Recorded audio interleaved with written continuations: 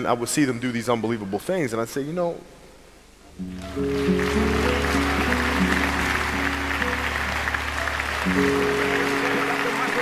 black and the green around me, for in the new life I shall rise up with God's grace and blessing to lead the millions up the heights and the triumph that you well know.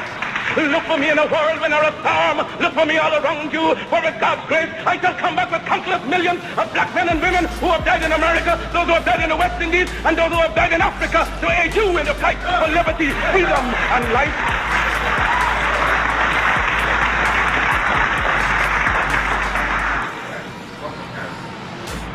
Any leadership that teaches you to depend upon another race is a leadership that will enslave you.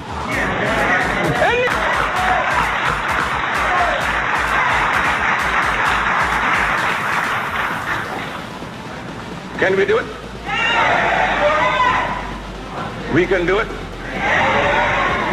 We shall do it. We pray to God for vision and for leadership. And he has given us our universal vision. A vision that will not limit our possibilities to America. A vision that will not limit our possibilities to the West Indies, but a vision that said there must be a free and redeemed Africa. Christ the crucified, Christ the despised.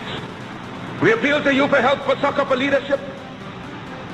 When you endeavor to carry your burden up the heights of Calvary, when white men scorned you, when white men scorned you, when white men spat upon you, when white men pierced your side out of which blood and water gushed forth, it was a black man in the name of Simon the Syrian who took your cross and bore it up the heights of Calvary. And now that we are bearing our burden as being so heavy, we just ask that you just help us on up the heights. Oh yes, the cause is grand, the cause is glory. Surely we shall not turn back. Oh, sail on, sail on, sail on, oh mighty ship of state, sail on until the flag of the red, the black, and the green is perched upon the hilltops of Africa. Because the time has come for the black man to forget his hero worship of other races and to create and emulate heroes of his own. We must canonize our own saints, create our own martyrs, and elevate the positions of fame and honor black men and women who have made a distinct contribution to our racial history.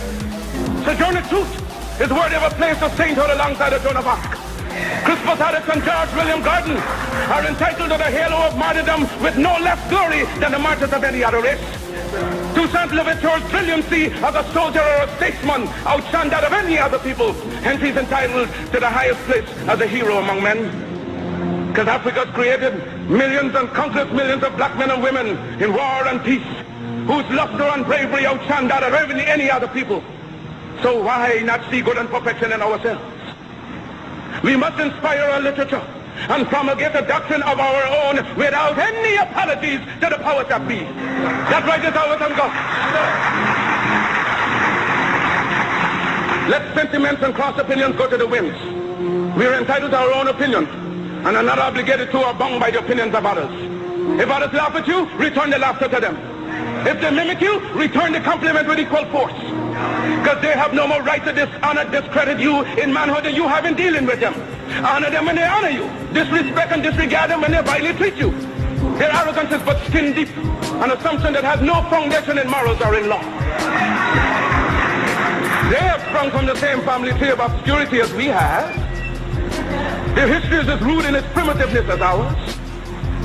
Their ancestors were running wild in living in trees of branches like monkeys as ours.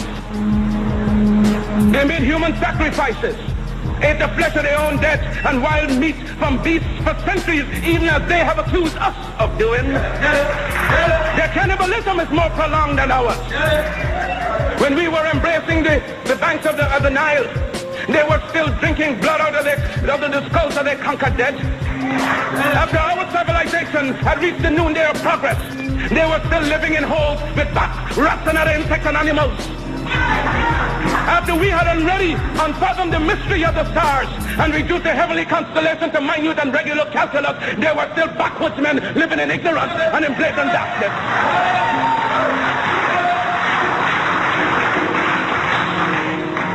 The world is indebted to us for the benefits of civilization. They stole our arts and sciences from Africa. Then why should we be ashamed of ourselves? Their modern improvement